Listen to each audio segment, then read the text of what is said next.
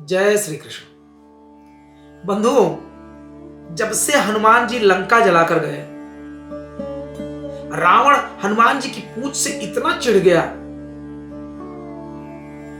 इतना चिढ़ता था हनुमान जी की पूंछ से। अगर कभी भी कोई पूंछ की बात करता, तुरंत बोलता, खबरदार, मेरे सामने कोई पूंछ की बात नहीं करेगा।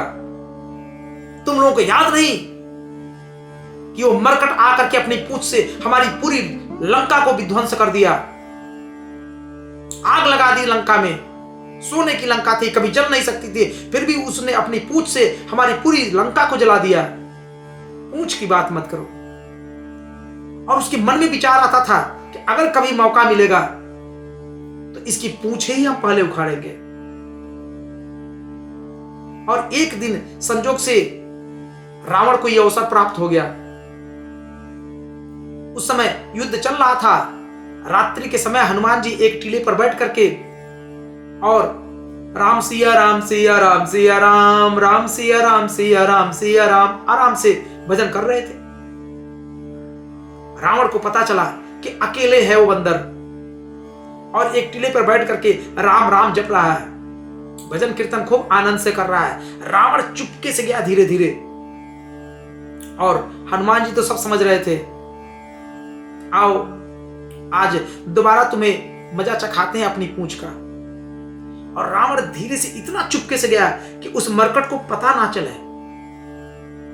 लेकिन हनुमान जी महाराज को तो सब पता है। और जैसे ही पूंछ पकड़ा, सोचा कि पूंछ पकड़ करके इतनी तेजी से रवाएंगे, हवा में उड़ा करके उसके पूंछ को उखाड़ देंगे। लेकिन रावण ऐसा सोच रहा था और हनुमान जी तो कुछ और ही सोच रहे थे। जैसे ही रावण ने पूंछ को पकड़ा, बंधुओं, हनुमान जी इतनी तीव्र गति से आकाश मार्ग में उड़ गए। अब जानते हैं हनुमान जी की गति, मनोजवम मारुत तुल्य वेगम, मन की गति से भी ज्यादा उनकी तीव्र गति है। ऐसे में तीनों लोकों का भ्रमण करवाने लगे। अब रावण तो इतना थर थर कांपने लगा, इतना डर गया और पूरी ताकत के साथ उस पूंछ को पकड़ लिया कि कहीं ऐसा ना हो ये पूंछ मुझसे छूटे और मैं ही मर जाऊं, मेरी हड्डियों का चूरमा बन जाए। रावण बड़ी तेजी से खूब कस करके उस पूंछ को पकड़ा और हनुमान जी पूरी तेज से, पूरे वेग से पूरे तीनों लोकों की परिक्रमा करा करके आकर के उसे फिर से उस टीले पर बैठ गए। और जैसे ही टीले पर बैठे, रावण जोर का सांस लेकर के पूंछ को छोड़ा, उसके जान में जान आई। उसने विचार किया कि इस मरकट की पूंछ तो बड़े ही कमाल की है, कुछ भी हो इसके पूंछ के चक्कर में नहीं पड़ना है। आगे से भले ही अब से इससे लड़ लेंगे, लेकिन इसके पीछे कभी नहीं जाएंगे, क्योंकि आगे से ज्यादा लगता है इसके पीछे इसकी पूंछ में बल है, बहुत ताकतवर है ये मरकट। ऐसा विचार करके रावण चुपके से फिर वहां से चला गया। हनुमान जी ने कहा, अरे रावण, अरे धीरे धीरे आए, धीरे धीरे जा रहे हो, कम से कम मिल के तो जाओ। रावण ने कहा कि अब क्या मिलना महाराज, तीनों लोगों का तो भ्रमण करवा ही दिया तुमने। हनुमान जी ने कहा, ये तो कम है, क्योंकि सुबह युद्ध भी तो करना है,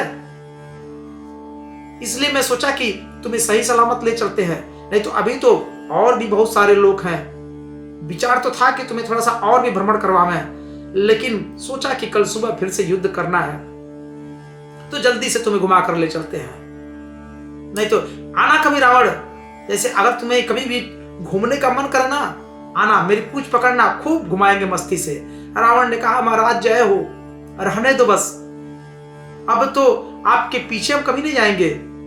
तो हनुमान जी ने कहा, तो फिर आगे आगे भी आना कभी, अभी तो सिर्फ पीछे में इतना आनंद आया है, आगे आओगे तो रावण ना, तुमको अति प्रसन्नता होगी, आनंद ही आनंद आ जाएगा।